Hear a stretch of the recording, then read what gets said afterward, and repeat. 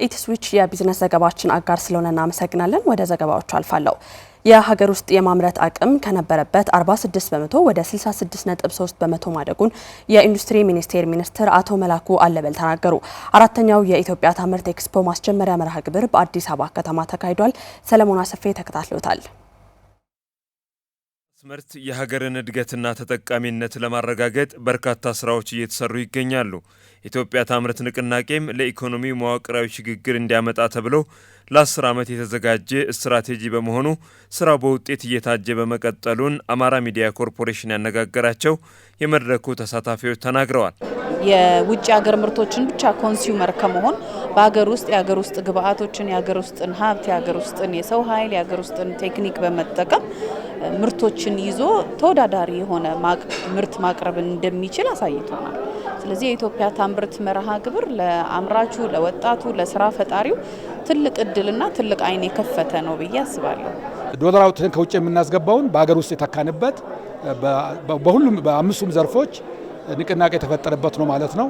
በአሁኑ መርሃ ግብር እንግዲህ ለአራተኛ ጊዜ የሚካሄድ የኢትዮጵያ ታምርት ኤክስፖ ስለሆነ ዓለም አቀፍ ኤክስፖ ነው።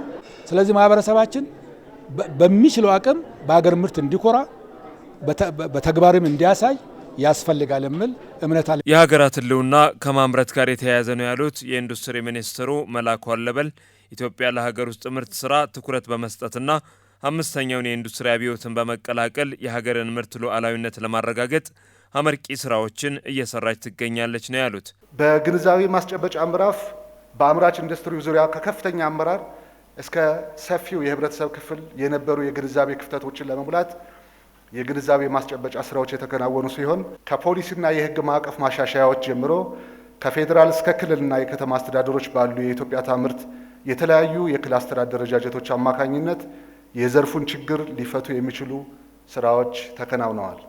ከዚህ ጎን ለጎን መንግስት ለዘርፉ በሰጠው ልዩ ትኩረት ብሔራዊ የማኑፋክቸሪንግ ኢንዱስትሪ ካውንስል ያቋቋመ ሲሆን ካውንስሉ ሁኔታ ቀያሪ የሆኑ ኢንዱስትሪዎችን በፍጥነት በመለየት በኢንዱስትሪዎች በአካል በመገኘት ጭምር ችግሮችን በቅርበት በመረዳትና የመፍትሄ አቅጣጫዎችን ለፈጻሚ ተቋማት እየሰጠ በአፈጻጸማቸው ላይ ክትትልና ግምገማ በማድረግ በአጭር ጊዜ ውስጥ አበረታች የሆኑ ውጤቶችን ማስገኘት አስችሏል። ባለፉት 4 ዓመታት በማኒፋክቸሪንግ ዘርፍ የኢትዮጵያ የማምረት አቅምን ለማሳደግ በተሰራው ዘርፈ ብዙ ስራ በመጀመሪያው ዓመት የኢንዱስትሪዎች የማምረት አቅም 46 በመቶ ብቻ የነበረ ሲሆን አሁን ደግሞ ከነበረበት 46 በመቶ ወደ 63.3 በመቶ የማምረት አቅም አድጓልም ተብሏል።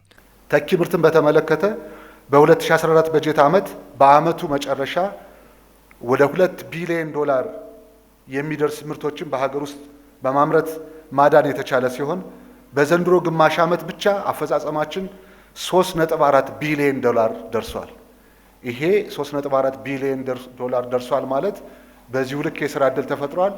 በዚሁ ልክ ለመንግስት ከፍተኛ ገቢ ማስገኘት ተችሏል።